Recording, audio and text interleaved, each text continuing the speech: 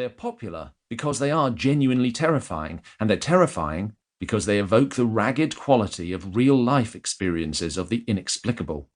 They give us a horrible glimpse of a hidden netherworld, but seldom the full view.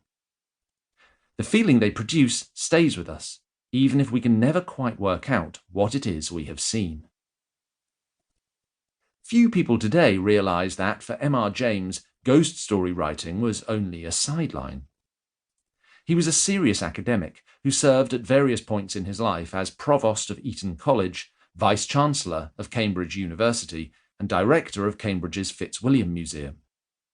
He edited scholarly editions of medieval chronicles which are still in use today, such as De Nugis Curialium, a colourful account of Henry II's court by the waspish Welsh diplomat Walter Map. So the Byland Abbey ghost stories combined two of his great interests. They were an intriguing oddity which James had snuffled out from England's medieval archives, but they were also unsettling accounts of the paranormal, which, once read, were hard to forget. What was more, they appeared to be true. The stories, he wrote in the English Historical Review in 1922, are strong in local colour, and, though occasionally confused, incoherent, and unduly compressed, evidently represent the words of the narrators with some approach to fidelity. Royal 15A20, which today is kept in the British Library, is a smallish bundle of 160 leaves of parchment, roughly 17 centimetres by 12 centimetres, held together in a modern binding. It is not, for the most part, a book of ghost stories at all. Rather, it is an elegantly copied compendium of texts by authors, including the 1st century BC Roman orator Cicero and several Christian theologians, including the popular high medieval writer Honorius of Autun. Most of the text was copied out in the 12th century, but the Cistercian monks who did the copying left some blank pages.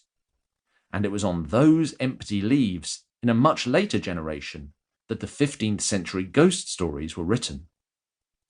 The monk who penned them, we do not know his name, was a scrawler. He scratched out his letters in a cramped and crabby hand, using tortuously contracted and rather idiosyncratic late medieval Latin. Very refreshing, wrote James dryly. What his purpose was in collecting 12 near-contemporary ghost stories, alongside noble works by Cicero and Honorius, is uncertain. It may be that the book was used in Byland Abbey as a teaching resource, from which new monks were taught about Christian doctrine. Having a good ghoulish anecdote on hand, amid the dustier stuff of rhetoric and theology, might have been thought helpful for teachers who needed to grab their students' attention.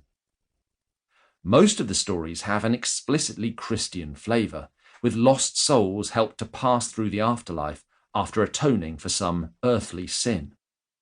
So they have a didactic purpose, besides being merely entertaining. That said, it could be that the author was simply a collector of odd things, who wrote on the nearest surface to hand, like a busy modern-day parent making the weekly shopping list on the back of an electricity bill. What is clear, though, is that the stories are closer to reportage than polished homilies. They are folk tales, circulated by the ordinary people who lived around Byland Abbey in the late 14th and early 15th centuries.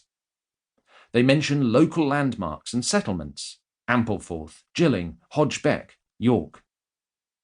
The author names people who experienced terrors with the undead, or sometimes, as we shall see, redacts names for fear of embarrassing their families. He assumes a certain degree of local knowledge about landscape and society. Most of the stories are short, often just a few lines long.